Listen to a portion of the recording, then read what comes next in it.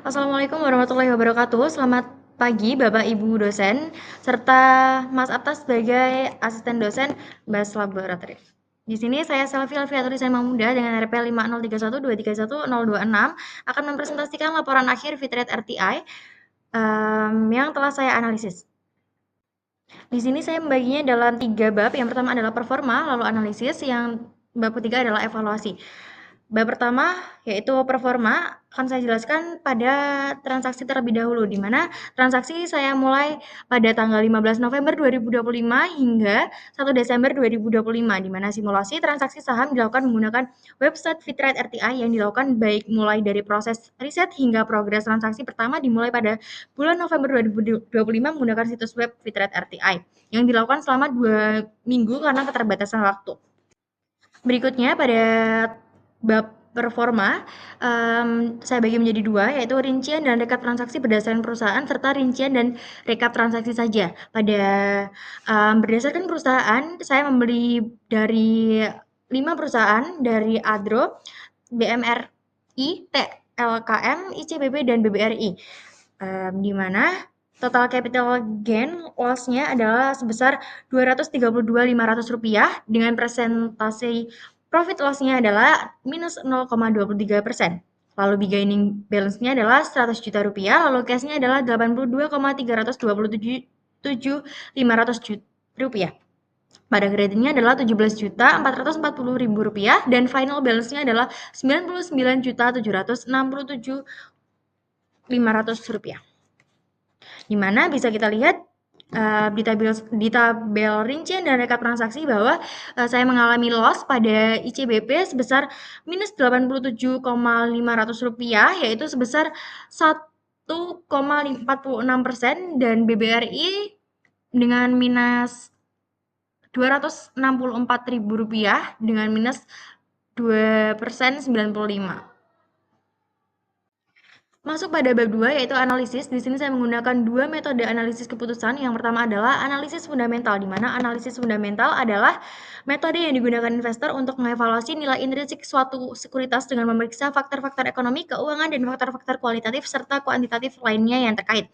Pendekatan ini melibatkan analisis laporan keuangan perusahaan, tim manajemen, posisi pasar, dan kondisi ekonomi secara keseluruhan untuk menentukan potensi pertumbuhan dan profitabilitas.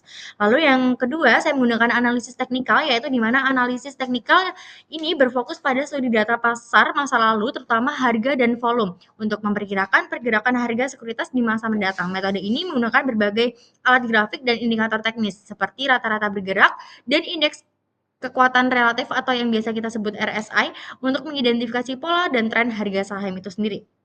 Selanjutnya adalah teori pengambilan keputusan. Di sini saya menggunakan 7 teori. Yang pertama adalah analisis rasio keuangan, lalu yang kedua adalah analisis industri, yang ketiga adalah analisis manajemen, yang keempat adalah analisis makroekonomi, yang kelima adalah pola grafik internal, yang keenam adalah dukungan dan resistensi, dan yang terakhir adalah volume itu sendiri. Masuk pada analisis perusahaan, di mana di sebelah kiri adalah analisis fundamental dan sebelah kanan adalah analisis teknikal. Pada perusahaan Adaro Energi Indonesia, yaitu perusahaan energi terintegrasi yang berbasis di Indonesia dan merupakan salah satu produsen batu bara terbesar di dunia.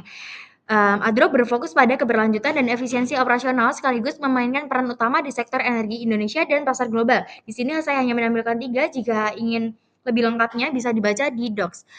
Yang pertama adalah profitabilitas, di mana margin laba kotor pada tahun 2023 akan mencapai 39, turun dari 57,4% pada tahun 2022 karena tekanan pada pendapatan akibat penurunan harga batu bara global. Lalu yang kedua adalah rasio likuiditas, di mana rasio lancar sebesar 2,01 menunjukkan posisi likuiditas yang sehat. Selanjutnya adalah rasio valuasi, di mana harga terhadap pendapatan per sebesar 2,99 jauh lebih rendah daripada rata-rata industri.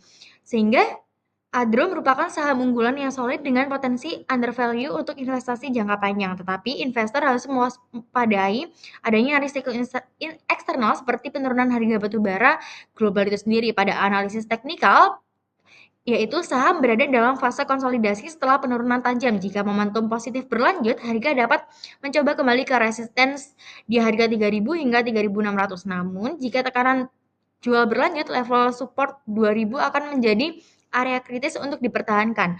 Volume tinggi menunjukkan minat investor yang signifikan terhadap level harga saat ini. Untuk analisis yang lebih mendalam, disarankan untuk menggunakan indikator tambahan seperti RSI atau MACD untuk mengonfirmasi momentum harga dan tren pada perusahaan. Selanjutnya, pada analisis perusahaan Telkom Indonesia Tbk sendiri, di mana PT Telkom ini adalah perusahaan telekomunikasi milik negara terbesar di Indonesia. Telkom menyediakan jasa layanan telekomunikasi terintegrasi termasuk jaringan telepon tetap, seluler melalui Telkomsel, internet, dan layanan digital lainnya. Pada Telkom sendiri memiliki rekam jejak pembayaran dividen yang konsisten setiap tahun, sehingga menarik bagi investor yang fokusnya adalah mendapatkan dividen. Lalu pada Telkom juga menarik bagi investor karena memiliki pendapatan sebesar 150 triliun per 12 bulan terakhir dengan pertumbuhan 6,5 YoY hingga triwulan 3 di 2025. Laba bersih yaitu sebesar 25 triliun, naik 8% YoY didorong oleh layanan data dan digital. Pada analisis teknikal di PT Telkom yaitu analisis tren jangka panjang, grafik menunjukkan tren naik jangka panjang dan dari tahun 2011 hingga mencapai puncaknya di sekitar harga 4.800 pada tahun 2022. Namun setelah itu terjadi koreksi yang signifikan sehingga tren saat ini adalah tren turun hingga harga bergerak di bawah level resistance Rp3.000. Pada pola candlestick terakhir menunjukkan pemulihan bullish dengan kenaikan sekitar 5,17%, sehingga pola ini menunjukkan upaya pembeli untuk mengembalikan tren ke atas, yaitu dengan naiknya tren tersebut. Namun jika tekanan jual berlanjut, harga beresiko kembali di level support di mana harga sebesar 2.500. Selanjutnya adalah analisis pada BMRI atau Bank Mandiri Persero Tbk, di mana seperti kita ketahui bahwa Bank Mandiri adalah salah satu bank terbesar di Indonesia yang berstatus BUMN yang berfokus pada segmen korporasi dan retail, di mana Bank Mandiri ini memiliki jaringan yang luas dan menjadi salah satu tulang punggung perekonomian Indonesia itu sendiri. Di sini saya menampilkan beberapa yang bisa kita analisis. Dari yang pertama adalah saham blue chip dari BMRI sendiri merupakan bagian dari indeks IDX 30 dengan kapasitas pasar yang sangat besar. Lalu yang kedua, adanya ekspansi digital yaitu melalui aplikasi Livin by Mandiri, BMRI terus meningkatkan basis nasabah retailnya. Lalu likuiditasnya sendiri aset lancar cukup tinggi untuk memenuhi kewajiban jangka pendek, yaitu pendapatan bersih sebesar 90 triliun per 12 bulan terakhir dengan pertumbuhan 9% YoY hingga Q3 2024. Lalu laba bersih sebesar 50 triliun, naik 10% YoY didukung oleh diversifikasi kredit ke segmen korporasi dan retail itu sendiri. Profitabilitas dengan NIM 5% mencerminkan model bisnis yang lebih terdiversifikasi.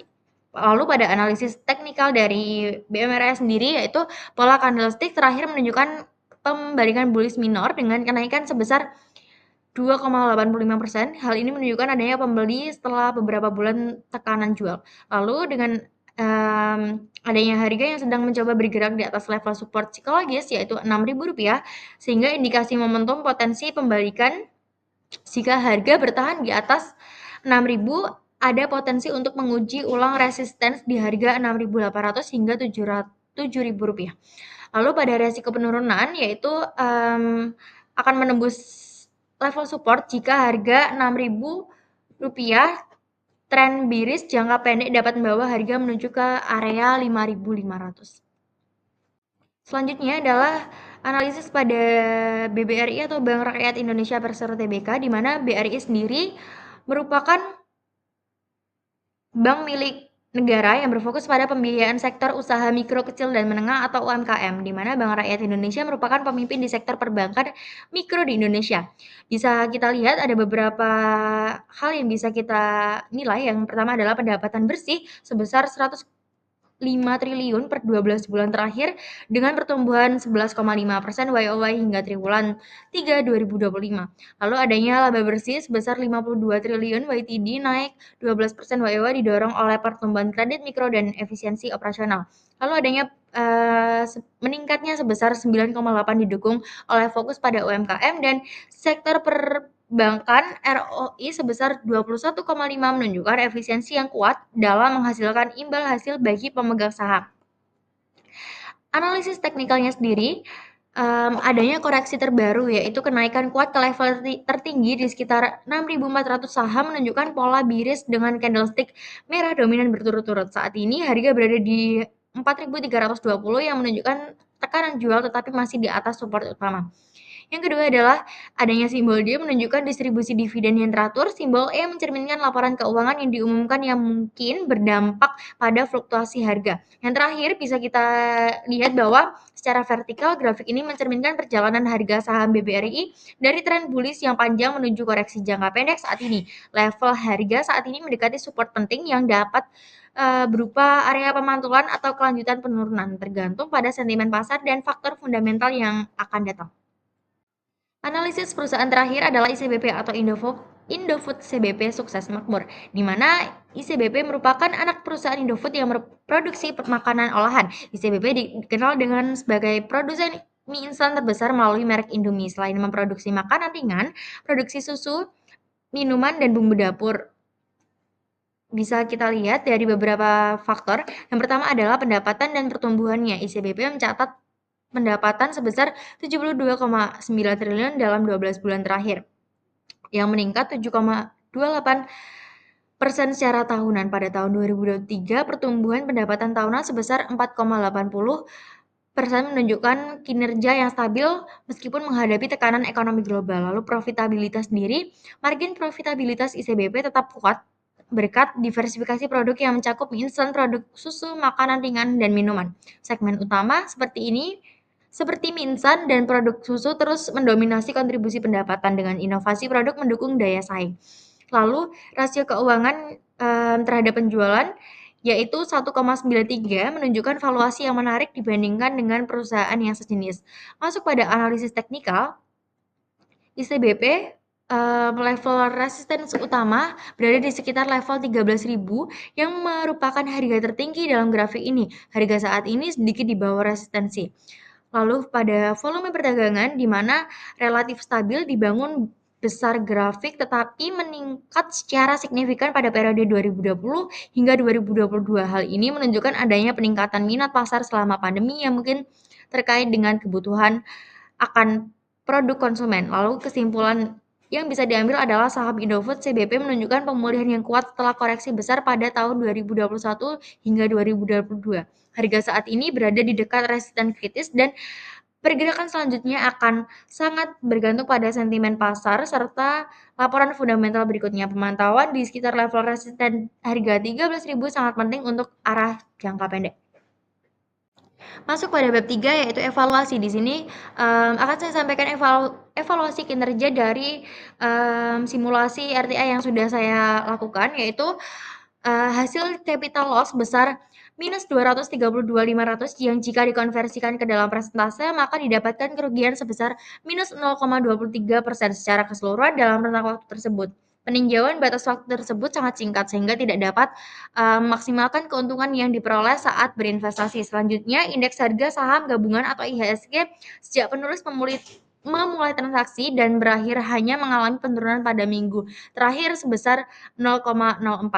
Lalu pada evaluasi strategi, ada 3. Yang pertama adalah penetapan tujuan dan rencana trading. Yang kedua adalah uji balik strategi perdagangan. Dan yang terakhir adalah analisis berita dan pembaruan kinerja secara berkala. Setelah melakukan analisis, maka penulis mendapatkan pelajaran yang bisa diambil. Yang pertama adalah melakukan transaksi dengan kondisi yang baik secara psikologis maupun dari segi keuangan. Yang kedua adalah memilih dan proses informasi dari berbagai sumber, tidak hanya berdasarkan info yang diberikan perusahaan, namun pintar-pintar membaca berita. Yang ketiga atau yang terakhir adalah membeli pada saat harga rendah. Sekian presentasi dari saya, kurang lebihnya mohon dimaafkan. Wassalamualaikum warahmatullahi wabarakatuh.